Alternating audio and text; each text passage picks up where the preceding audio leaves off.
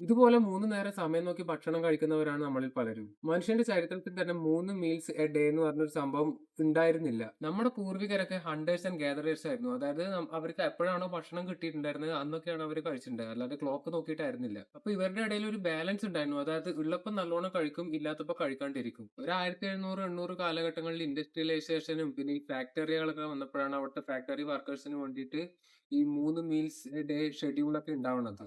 അത് പിന്നെ ഒരു കൾച്ചറായി മാറുകയാണ് ചെയ്തത്. അപ്പൊ ഈ ഷെഡ്യൂളിനനുസരിച്ചിട്ട് സമയം നോക്കിയിട്ട് ഇവൻ വിശക്കുന്നില്ലെങ്കിൽ പോലും ആ സമയത്തിന് പോയിട്ട് കഴിക്കും. അപ്പൊ നമുക്കിന്നുള്ള ഈ ഹങ്കർ പോലും നമ്മുടെ ഈ ശരീരത്തിനെ പഠിപ്പിച്ചിട്ടാണ് ഈ ഒരു ഹാബിച്വൽ ഈറ്റിംഗ് ആയി മാറുകയാണ് ചെയ്തത്. മാത്രമല്ല ഈ 3 മീൽസ് കൂടാതെ നമ്മൾ ഇതിനിടക്ക് നമ്മൾ പലതും സ്നാക്ക് ചെയ്തുകൊണ്ടേ ഇരിക്കുന്നുമുണ്ട്. അപ്പൊ ഈ കോൺസ്റ്റന്റ് ഈറ്റിംഗ് നമ്മുടെ ശരീരത്തിന് ഒരിക്കലും നല്ലതല്ല. കാരണം എപ്പോഴൊക്കെ കഴിക്കണോ അപ്പോഴൊക്കെ ഇൻസുലിൻ ലെവൽ ഉയരുന്നു. ഇൻസുലിൻ എപ്പോഴൊക്കെ ഉയർന്നിരിക്കുന്നു നമ്മുടെ ശരീരം ഒരു സ്റ്റോറേജ് മോഡിലാണ്. എപ്പോഴും ഫാറ്റ് ഗെയിൻ ചെയ്യുന്നു.